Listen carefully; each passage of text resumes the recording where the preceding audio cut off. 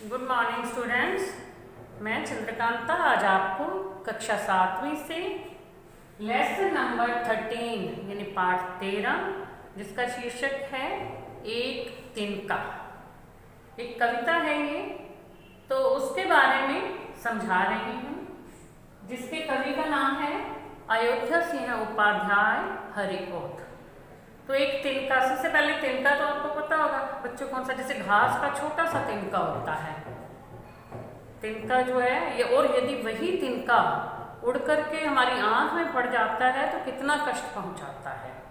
तो इसमें कवि बताना क्या चाहते हैं कि हमें हर छोटी बड़ी चीज को एक समान समझना चाहिए, सबका अलग अलग महत्व होता है, और छोटी चीज को भी बिल्कुल छोटा यानी तुच्छ नहीं समझना चाहिए। वह भी हमें बहुत अधिक कष्ट पहुंचा सकती है, वह छोटी सी चीज भी, ठीक है। और दोनों चीज़ों का अलग महत्व होता है। जहाँ छोटी चीज़ काम आती है वहाँ बड़ी काम नहीं आ सकती, जहाँ बड़ी काम आती है वहाँ छोटी काम नहीं आ सकती। छोटी का हमें कभी अपमान नहीं करना चाहिए, छोटी को हमें बेकार नहीं समझना चाहिए।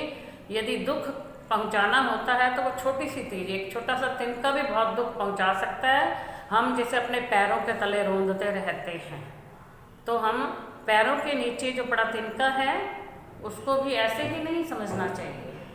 तो इस विषय में कवि ने इस कविता में समझाया है।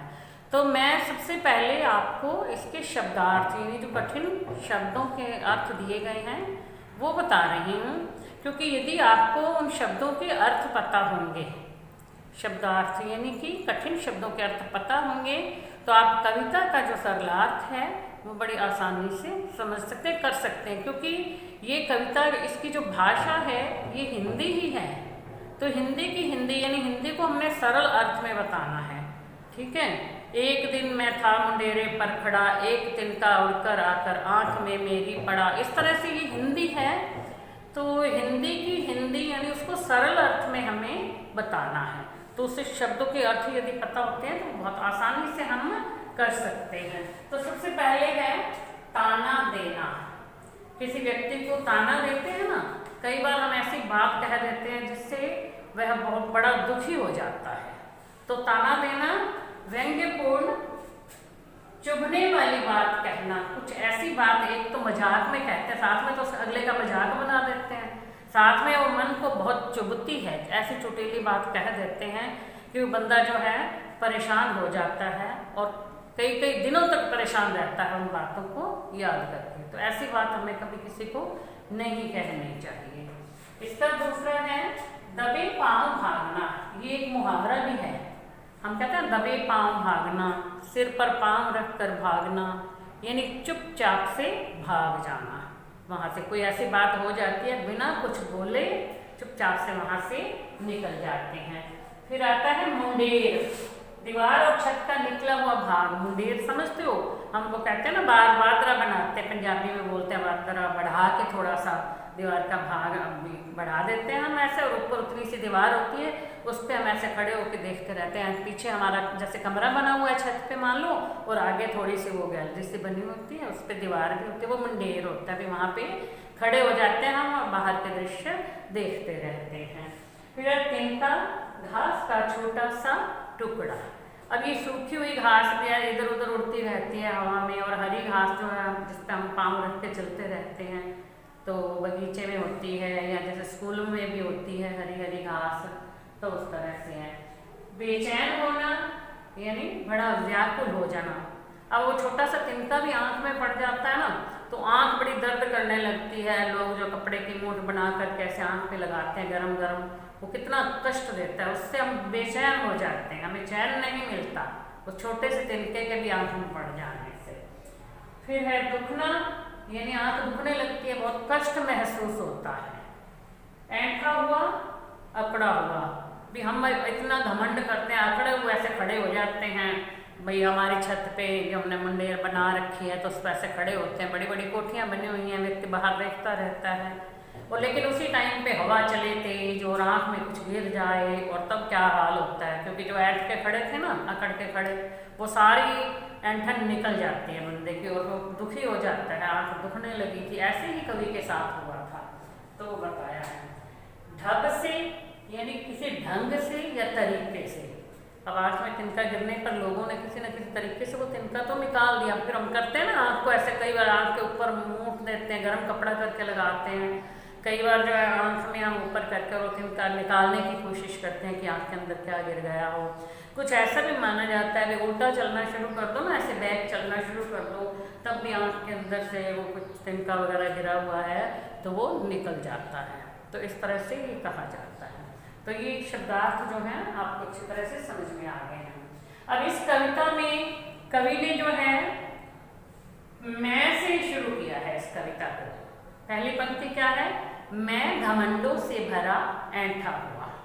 ठीक है, ये मैं कविता जो शुरू की है मैं से की है। अब ये कवि का जो यह मैं है ना, ये कविता पढ़ने वाले से भी जुड़ सकता है। मान लो मैं कविता पढ़ रही हूँ तो मैं बोलूँगी ना, मैं घमंडों से भरा ऐंठा हुआ एक दिन जब था मुंडेरे पर खड़ा। तो ये मैं अपने लिए कह रही हूँ, यानी प्रत्येक व्यक्ति जो है ये इस कविता को अपने लिए कहेगा, क्योंकि सबके साथ ऐसा हो सकता है। ये नहीं है कि कवि ने कहा कि मैं ही खड़ा था आकड़ करके और मेरी आंख में तिनका पड़ गया। तो ये सब कुछ मतलब जो भी पढ़ रहा है ये वो अपने लिए ही महसूस कर सकता है। तब यही अनुभव होगा कि कविता पढ़ने वाला व्यक्ति अपनी बात बता रहा है। अब मैं पढ़ूंगी कविता तो मैं अपनी बात बता रही हूँ। हर कोई, आप पढ़ोगे तो आपको ऐसे लगेगा कि हम अपनी बात बता रहे हैं। जो भी व्यक्ति इस कविता को पढ़ेगा वो ऐसा मान लो कि वो अपनी ही बात बता रहा है। और यदि मैं की जगह वह या कोई नाम लिख दिया जाए तो कविता कैसे बन जाएगी? क्योंकि मैं तो अपना प्रत्येक व्यक्ति अपनी बात बता रहा है। यदि वह कहेंगे तो एक व्यक्ति के लिए हो जाएगा। ठीक है, भी वो उसी व्यक्ति के लिए हम कह रहे हैं, नाम लिख देता है तब भी हम कहेंगे कि ये तो उसी व्यक्ति के लिए, एक के लिए आ जाएगा। तब ऐसा ये कविता में नहीं है, क्योंकि ये कविता सब पर जो है ऐसी बातें लागू होती हैं। हर व्यक्ति जो है अपने आप को बड़ा समझता है और घमंडी बन जाता है, और जब तिनका किसी भी व्यक्ति की आंख में पड़ जाए तो वो जो उससे बड़ी चुभन होती है, बहुत दर्द करने लगता है, और सभी का निकालने का तरीका भी वही होता है। ठीक है, आंख में तिनका गिरा तो पहले कपड़ा जो है वो जल्दी से गर्म कर करके मुंह से फूंक लगा के आंख पे लगाना शुरू कर देते हैं, फिर आंख को ऊपर कर दवाई डाल देते हैं। मतलब सभी को एक समान दर्द होता है यदि आंख में तिनका गिर जाता है। कोई ये नहीं है भी कवि की आंख में गिरा। अब यदि हम एक व्यक्ति के लिए यदि वहाँ नाम लिख देते हैं तो सिर्फ उसी व्यक्ति के लिए हो जाएगा, ऐसा हो नहीं सकता, क्योंकि सभी को जो है समान रूप से कष्ट होता है। तो इसलिए बताएं। अब इसी के आधार पर कबीरदास जी ने एक और दोहा लिखा। जैसा ये कविता है ना, कविता से जुड़ा हुआ ये एक दोहा है। उठा बबुला प्रेम का, तिनका उड़ा आकाश, तिनका तिनका हो गया, तिनका तिनके पास। अब देखो इसमें तिनका कितनी बार आया है, उसका अर्थ भी है। अब तिनका पहले वो उठा बबुला प्रेम का, तिनका उड़ा आकाश। क्या कहते हैं कबीरदास जी कि उठा बबुला प्रेम का, जब ईश्वर के प्रति प्रेम की भावना मन में आ जाती है, जब हम ईश्वर से सच्चा प्रेम करने लगते हैं, यानी हम एकाग्र चित्त मन से भगवान का स्मरण करते हैं, भगवान का नाम लेते हैं, तब तिनका उड़ा आकाश, तब हमारे मन का जो अज्ञान है, हमारे मन के अंदर जो अंधकार छाया हुआ है वह उड़ जाता है, यानी खत्म हो जाता है। तो पहला तिनका क्या हो गया? अज्ञान रूपी कण, हमारे मन का अज्ञान वो हो गया। तिनका तिनका हो गया, तिनका तिनके पास। अब तिनका तिनका यानी छोटे छोटे टुकड़े होकर के बिखर जाना। हमारा जो घमंड है, हमारा जो अहंकार है, यदि हम ईश्वर के प्रेम में डूब जाते हैं तो हमारे अहंकार के टुकड़े टुकड़े हो जाते हैं, वो इधर उधर बिखर जाता है।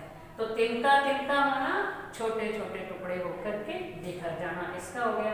फिर तिनका तिनके पास, तिनका मतलब यहाँ इस तिनका का मतलब है उनका, और तिनके पास यानी ईश्वर के पास। ईश्वर से प्रेम हो जाने पर हमारे मन का अहंकार या हमारे मन के अंदर का जो अज्ञान है वो समाप्त हो जाता है और भगवान से प्रेम हो जाता है।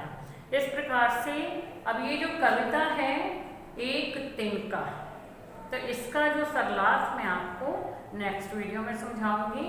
आज मैंने जो ये शब्दार्थ और ये बताए हैं, इसमें से भी प्रश्न भी पूछे जाते हैं और शब्दों का अर्थ भी पूछा जाता है। तो प्लीज़ आप इसे ध्यान से देखना और याद करना तथा कॉपी में शब्दार्थ भी लिख लेना। Thank you.